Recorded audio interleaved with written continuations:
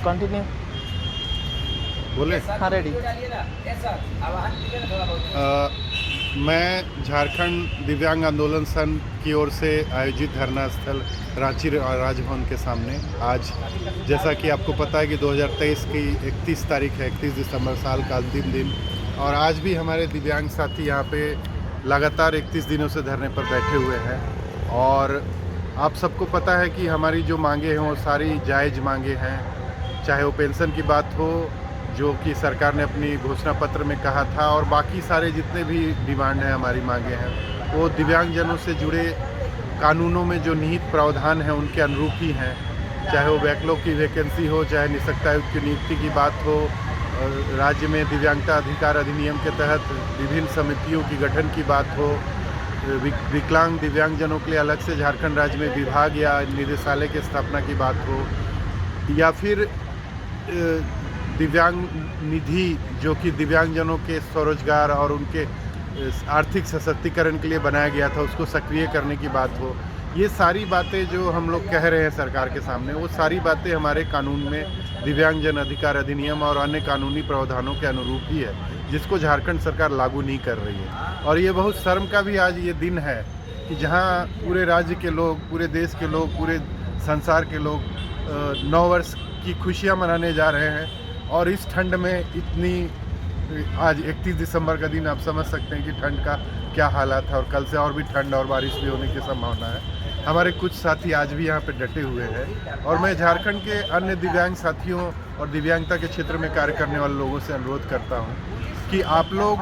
का सहयोग जिस ओर से मिलना चाहिए इस आंदोलन को, वो किसी भी रूप में वो नहीं मिल पा रहा है जैसा कि अपेक्षा की गई। हो सकता है कि आपकी वैचारिक विषमता थोड़ी हो सकती है कुछ लोगों के साथ, कुछ विचार आपके नहीं मिलते हों एक दूसरे के साथ, लेकिन जब हम 10 लाख दिव्यांगजनों के अधिकारों की बात करते हैं, 10 लाख की शिक्षा, रोजगार, स्वरोजगार, उनके सामाजिक सुरक्षा की बात करते हैं, तो मुझे ऐसा लगता है कि हमारे व्यक्तिगत हित उसके सामने कुछ भी नहीं होते हैं। मेरी विचारधारा, मेरे कुछ विवाद किसी लोगों से हो सकते हैं, लेकिन जब हम सभी के हितों की बात करते हैं तब हम लोगों को इन सब चीज़ों को भूलकर इसमें शामिल होना चाहिए, और आंदोलन में को एक सही रूप देना, एक डायरेक्शन देने में अपनी भूमिका निभानी चाहिए। क्योंकि आंदोलन सिर्फ एक या दो व्यक्ति या फिर यहाँ पे बैठे व्यक्ति के लिए नहीं है।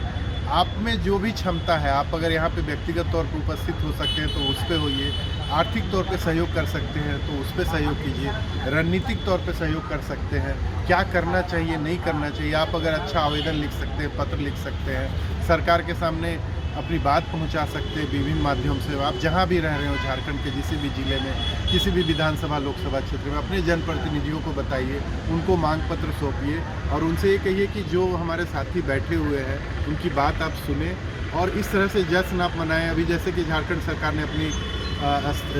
सरकार के 4 वर्ष पूर्ण होने पर यहाँ पे जश्न मनाया, और सिर्फ यह मीडिया के सामने प्रस्तुत करने के लिए कुछ लोगों को सम्मानित कर दिया, लेकिन वस्तु स्थिति जो झारखंड के लाखों दिव्यांगजनों की है, लाखों दिव्यांग बच्चे बालिकाओं की है जो आज भी स्कूल नहीं जा पा रहे हैं, उनको स्कूलों में उनके अनुरूप शिक्षा का माहौल नहीं मिल पा रहा है, उन्हें विशेष शिक्षक नहीं मिल पा रहे हैं, उनको सुगमता नहीं मिल पा रही है, कॉलेज में जाने वाले में हमारे बच्चों को दाखिले में नहीं सही ढंग से आरक्षण मिल रहा है, नौकरियों में आरक्षण का पालन नहीं हो रहा है। ऐसे कई मुद्दे हैं जो सभी लोगों से जुड़े हुए हैं। दिव्यांग निधि के तहत लोगों को स्वरोजगार के लिए जो मिलनी चाहिए राशि वो नहीं मिल रही है। इन सब मुद्दों पे अगर हम बात करें तो कहीं भी मुझे ऐसा नहीं लगता है कि वर्तमान सरकार या फिर झारखंड में राज करने वाले अन्य सरकार, झारखंड राज्य का गठन जब से हुआ है, किसी भी सरकार ने दिव्यांगजनों की बनाई हुई नीतियाँ जो खुद उन्होंने अपने राज्य में लागू किया था, खुद उन्होंने अपने विधानसभा में उसको पारित किया था, उनकी नियमावली बनाई थी, उनको इम्प्लीमेंट नहीं किया है। तो वर्तमान सरकार के साथ साथ मैं पिछली सरकारों को भी ये कहूँगा कि अब तक जो हुआ कम से कम उनको भूलते हुए आने वाले समय में एक समावेशी समाज की रचना में दिव्यांगजनों की 10 से 15% जनसंख्या को इग्नोर ना करें, और आप ये ना समझें कि ये लोग बहुत कम लोग बैठे हुए हैं, मतलब कि इनकी सिर्फ 5 या 10 लोगों की मांग है। ये समाज की वस्तु स्थिति जो है, समाज के पिछड़े वर्ग के दिव्यांगजनों की ये वस्तु स्थिति का ये आईना है जो आप देख रहे हैं। ये मान और इतने दिनों से लोग एक ठंड में टेंट में बैठे हुए हैं, ये आईना सिर्फ ये 10 या 5-10 दिव्यांगजनों की नहीं है, ये स्थिति पूरे झारखंड के लाखों दिव्यांगजनों की है और उसी का ये प्रतिबिंब है, एक छोटा रूप है। तो इस रूप को ही सोचते हुए मैं झारखंड सरकार से भी अनुरोध करूंगा और सभी लोगों से, जनमानस से भी अनुरोध करूंगा कि आप अपने अपने स्तर पर दिव्यांगजनों के मुद्दों को प्राथमिकता दें। मीडिया के भाइयों से भी अनुरोध करूंगा कि 10% जनसंख्या, जहां 35 लाख के आसपास हमारी जनसंख्या झारखंड में बनती है और उसके साथ 5 सदस्य भी अगर हैं तो करोड़ों की जनसंख्या दिव्यांगता से प्रत्यक्ष या परोक्ष रूप से प्रभावित है। तो उनको ध्यान रखते हुए उनके लिए अनुकूल नीतियों का क्रियान्वयन किए। नीतियाँ बनाने की जरूरत नहीं है, आपने नीतियाँ बनाई है, केंद्र ने भी बनाई है, राज्यों ने भी लागू किया है, क्योंकि मंत्रालय और विभागीय लापरवाही के कारण और जो भी सेवा प्रदाता हैं, स्टेक होल्डर्स हैं, उनकी लापरवाही के कारण नीतियाँ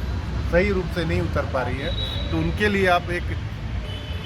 बैठक भी करें, निगोशिएशन करें, मंत्रालय के साथ दिव्यांगजनों के संगठनों, संस्थाओं की बैठक करें और जानने का प्रयास करें कि क्या वस्तुस्थिति, कहाँ पे गैप है, कहाँ पे पॉलिसीज़ और प्रैक्टिस में गैप है। तो इन सब चीज़ों को देखते हुए मुझे ऐसा लगता है कि नए साल में 2024 की सबको शुभकामनाएं भी दूंगा और यही सबसे सरकार से सभी शासन प्रशासन के लोगों से यही कहना चाहूँगा कि आप लोग दिव्यांग लोगों के लिए एक मिशन के तौर पे 2024 का वर्ष बनाएं और झारखंड राज्य भी जिस तरह से संयुक्त राष्ट्र ने 1982 में विकलांग लोगों के लिए वर्ष घोषित किया था और झारखंड सरकार भी इस वर्ष को विकलांग लोगों की योजनाओं को हम सही रूप से क्रियान्वित करेंगे और यह वर्ष विकलांगजनों के लिए समर्पित होगा, इस तरह का कुछ घोषणा करें ताकि विकलांगता के प्रति सभी स्तरों पर जागरूकता भी बढ़े और उनके लिए बनाए गए कानून, नियमों एवं नीतियों का क्रियान्वयन भी अच्छे ढंग से हो सके। सबको नववर्ष की शुभकामनाएं, सबको जोहार। जय झारखंड, जय हिंद।